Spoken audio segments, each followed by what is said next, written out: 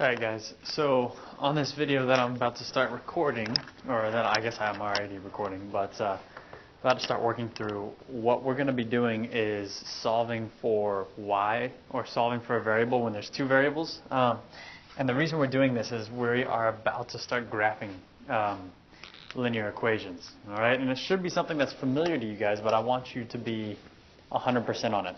So what I've done is I've put together a little bit of a list that you can follow as far as solving simple linear equations. So first thing, we're going to make that line through an equal sign for organization. Let me actually just get started with this. So the first one on your worksheet is 2x plus y equals 15. Okay, so the first thing we're going to do is make a line. Okay, so what I mean by make a line is just going through the equal sign. You're going to want to make a vertical line so you can separate left side of the equal sign from right side of the equal sign, and remind yourself that whatever you're doing to one side, because it's an equation, you also have to balance it by doing it to the other side as well. Next thing I want you to do is circle what you're solving for. Okay, so you're going to circle what you're solving for, and what I mean by that is not just the y. I want you to, if there's a fraction here, I want you to circle the fraction. If there's a sign here, circle the sign. Circle everything that's directly affecting that y. All right. So the next thing I want you to do is add or subtract all other terms. So what a term is anything that's separated by a plus or a minus sign. So here you have y plus, so y is a term, plus 2x is a term. If there was like a minus sign and a 14, let's say z here. Anything that's separated by a plus or a minus sign is a term. So here's a plus and a minus. So anything separated by those. So 14z is a term, 2x is a term, y is a term. Those are what we call terms. All right. So we're going to add or subtract all of the terms. So you see how this is a plus, this is a positive right here. This is a positive 2x. Okay. And the reason we know that is because it doesn't have a negative sign there. If it doesn't have a negative sign, we automatically take it and we default to understanding that it's a positive. All right. So there's 2x. We're going to subtract 2x. And then remember, here's the line. So we remember that what we do to one side to keep it equal, we have to do it to the other side. So these cancel out. 2x minus 2x, that's 0x. You don't have any x's. So what is coming down is a positive y. And I could put the positive there. It doesn't really matter. And then you have a 15 minus 2x. Or you can have a negative 2x.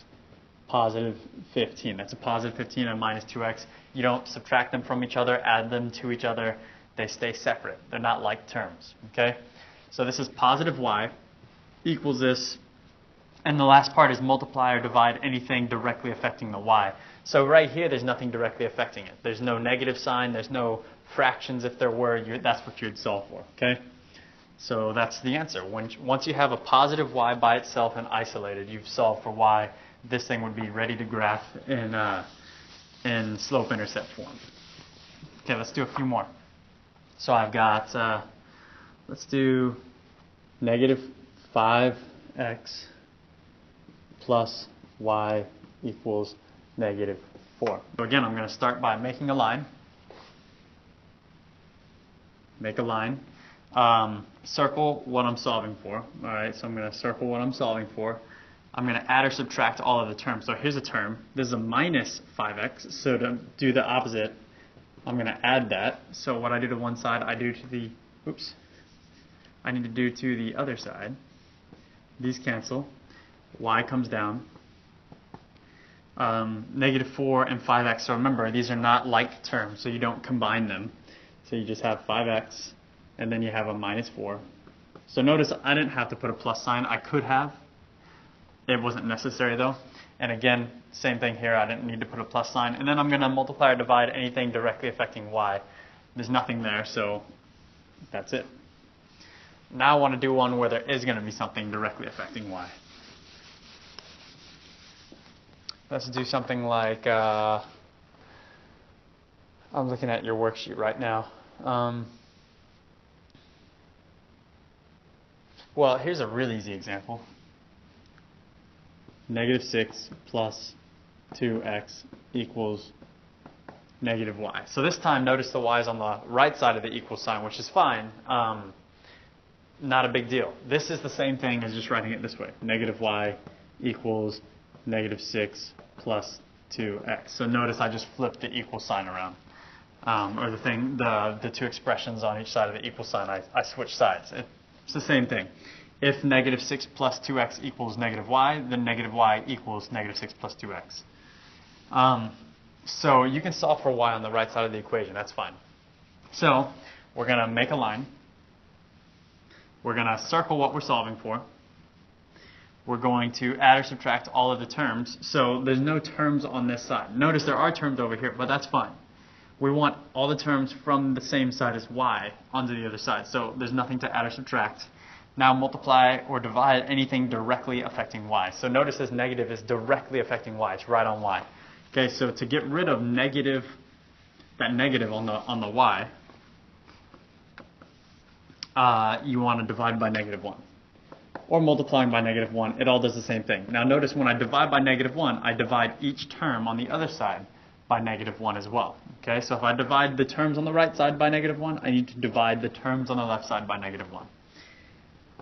So the negative and the negative 1 cancel. So y comes down. I have negative 2x.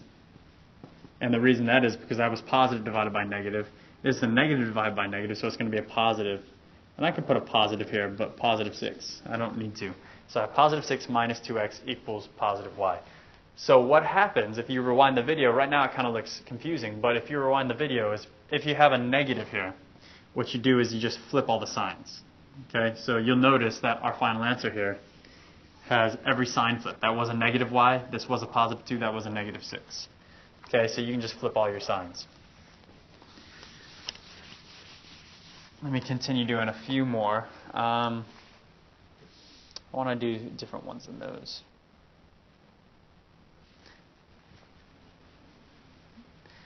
Let's do one more. Okay, I'm going to do one of the tougher ones on this, and then I'm just going to be done with the video. I mean, and it looks tougher, but it really isn't. It's the same thing. But I think it's actually one that will walk us through every single one of these steps. Sometimes you don't have one of these steps to do. So for example, if you're watching the video and you're confused about number 5 doesn't have this step. Step number 3 is not necessary on number 5. Step number 4 is you're going to have to divide 2 off. Okay, but now we're doing number 12 on that worksheet. So